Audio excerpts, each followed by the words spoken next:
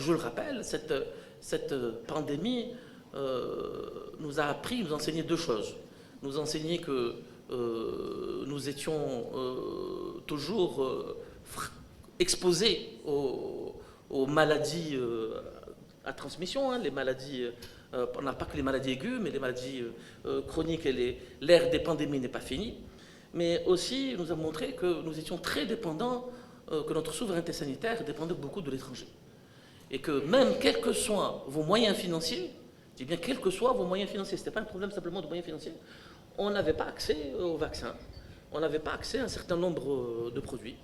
Et je vous rappelle qu'il ne faut pas oublier qu'il y a un an et demi, dans l'agenda de l'ensemble des producteurs de vaccins à travers le monde, l'Afrique était quasiment inexistante. Il aura fallu qu'on attende notre tour, et notre tour est arrivé bien plus tard. Ça démontre plus que jamais que nous devons justement développer une industrie locale.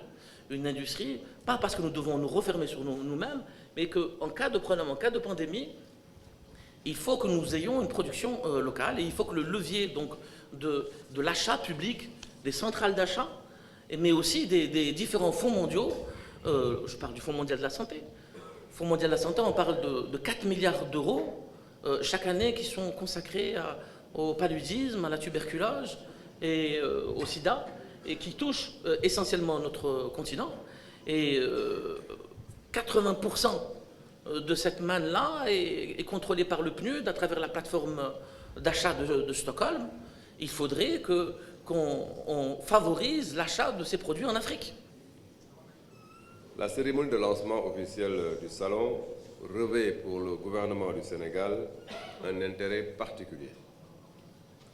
En effet, dans son accession à la magistrature suprême, le président de la République, son Excellence Macky Sall, a fait de la santé une de ses priorités dans le cadre du plan Sénégal émergent. De manière spécifique, le chef de l'État accorde un intérêt particulier à la pharmacie et aux médicaments, sans lesquels aucun système de santé ne peut être viable.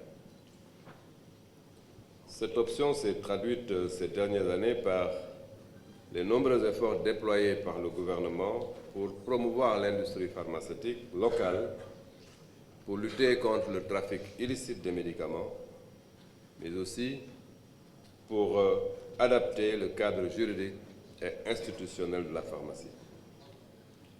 Vous le disiez tout à l'heure, la pandémie de Covid-19 est venue conforter l'idée que notre pays, comme tous ceux du continent africain, a besoin de gagner sa souveraineté pharmaceutique pour ne plus dépendre de manière si forte aux exportations de médicaments et autres produits essentiels.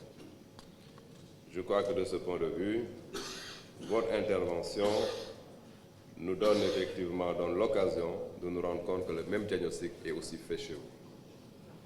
C'est un combat majeur que porte Monsieur le Président de la République en sa qualité de président de l'Union africaine, en particulier sur les vaccins.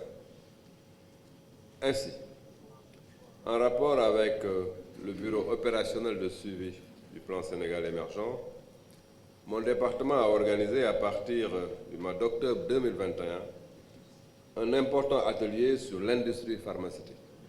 Cette rencontre a permis d'échanger sur 5 semaines avec l'ensemble des acteurs et d'aborder les thématiques phares liées au développement de la pharmacie et du médicament. Les premiers résultats ont été la création, le 7 avril 2022, de l'Agence sénégalaise de réglementation pharmaceutique, l'élaboration du projet de loi relative à la pharmacie. D'autres réformes vont concerner l'évolution institutionnelle de la pharmacie nationale d'approvisionnement, la mise en place d'incitations pour favoriser l'investissement local dans le domaine de la pharmacie. Vous voyez donc que notre ambition est d'arriver à une production locale pouvant satisfaire au moins 50% des besoins nationaux en médicaments et de faire de notre pays un hub logistique pour l'exportation et l'importation de médicaments sur le continent.